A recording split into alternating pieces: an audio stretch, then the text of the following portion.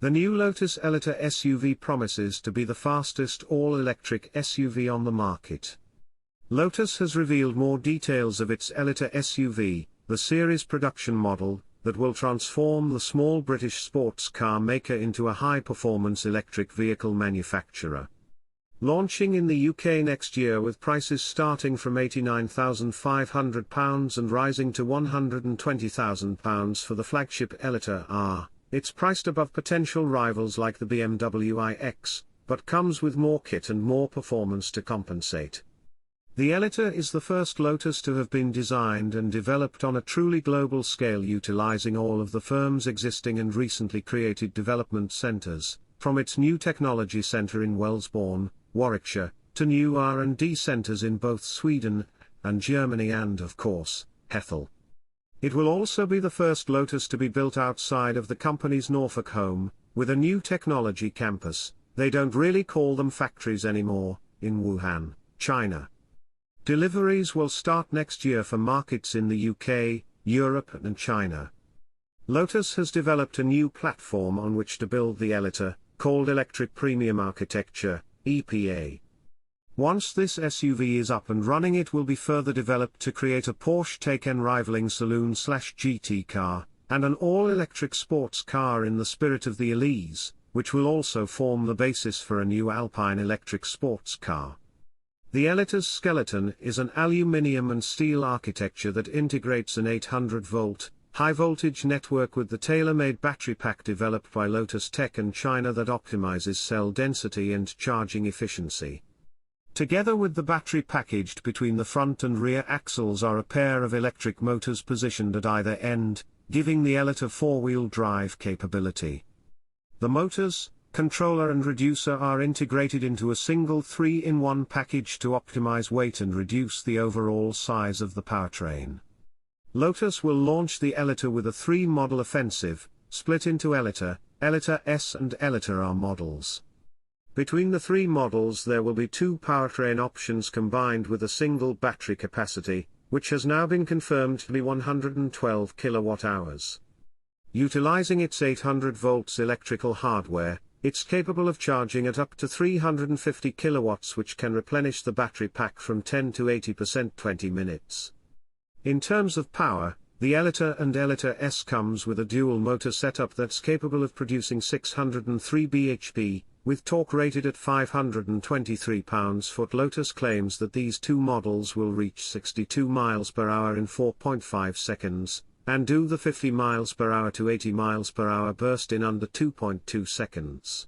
Top speed is rated at 160 miles per hour, and when fitted with the optional 20-inch wheels, all UK cars come with larger 22s, it'll do an estimated 373 miles on the WLTP cycle. Eletre R models up the ante with a much more powerful 905 bhp system, paired to a peak 726 pounds-foot of torque. Its 0 to 62 miles per hour time is reduced to 2.95 seconds, which Lotus says makes it the fastest all-electric SUV on sale.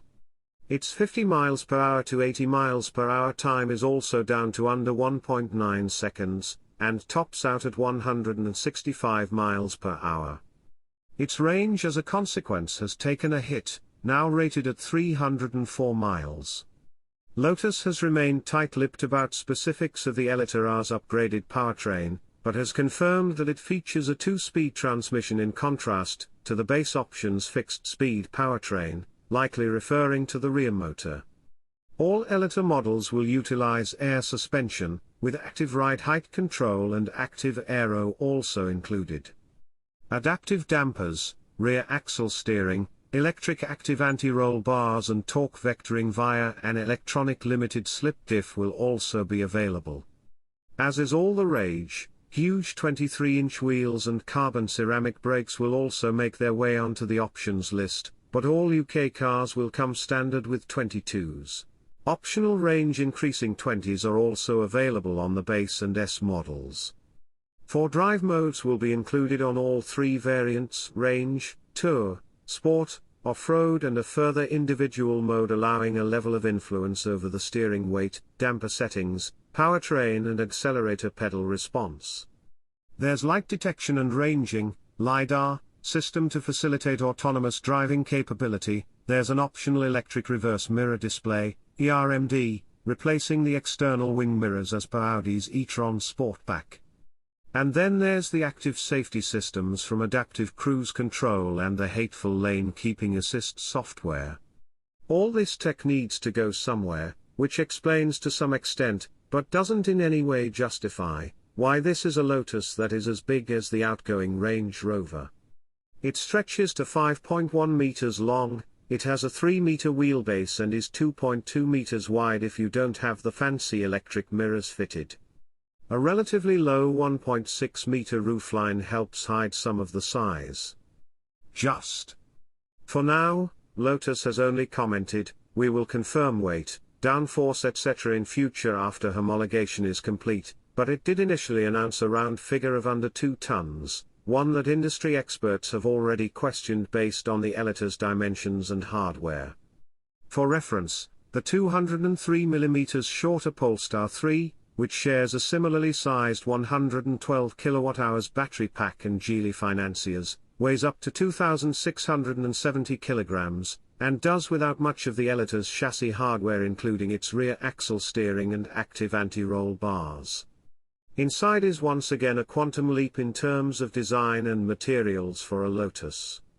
Low-carbon materials are used where possible, a large center-mounted screen containing a majority of the control interfaces, with a further small, slimline instrument binnacle positioned in the driver's eyeline. Having sampled the quality of the Emira's interior, the Elites will impress beyond the company's new sports car. After the Emira, this Elite is a very different Lotus. It's a global car that starts the company on its journey to electrification and a future where Lotus will no longer be a manufacturer of low-volume, specialist sports cars.